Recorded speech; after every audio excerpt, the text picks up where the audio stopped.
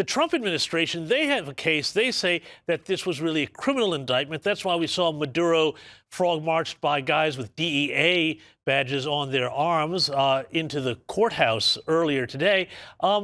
Where does this whole international law argument stack up? Because as far as I'm concerned, the international law crowd has no answer about what to do about somebody like Maduro. Well, James, that's right. I mean, arguably, there's really no such thing as international law because there's no one there to enforce it. And there certainly is no principle of international law that says that a narco terrorist dictator is immune from any accountability as long as he stays in the country that he runs and among the people that he terrorizes. And Nicolas Maduro was indicted in the United States and has now been arrested and has been brought to the U.S. to stand trial. That is a legal proceeding. Yeah, indeed. And meanwhile, though, talking about other Democrats' reaction, I love this here. Kamala Harris, who could very well have been the president of the United States right now, and presumably would have left Maduro in power, has posted on X, writing that the president is putting troops at risk, spending billions, destabilizing a region, and offering no legal authority, no exit plan, and no benefit at home. But I thought this was particularly hypocritical here, John, because as you alluded to before, the Biden administration, and with Kamala Harris as vice president, approved a $25 million bounty for Maduro's arrest just days before they left office.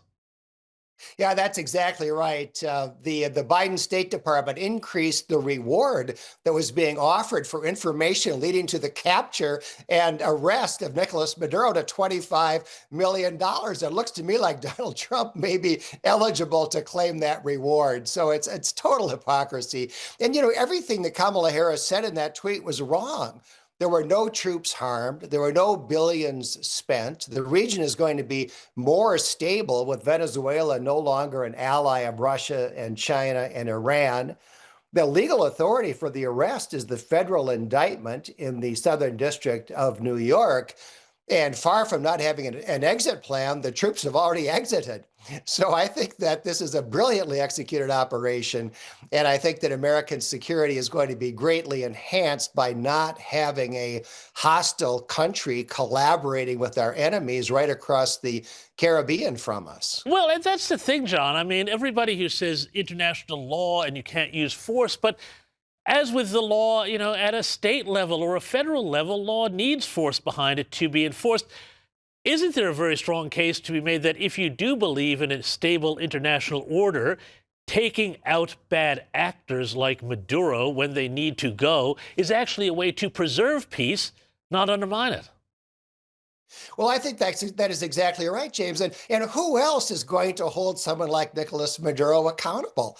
His own people would love to do it, but they can't. He's got them under his heel. The United Nations is great at making high-sounding pronouncements, but they have absolutely no ability to do anything about an autocratic dictator like Maduro, who's not just a dictator, but a narco-terrorist, as he has officially been indicted in the federal court in the United States. Indeed. John Hinderaker, we're going to have to leave it there. Thank you so much for your time, as always, and a very happy New Year to you there in Minnesota. Happy New Year, James.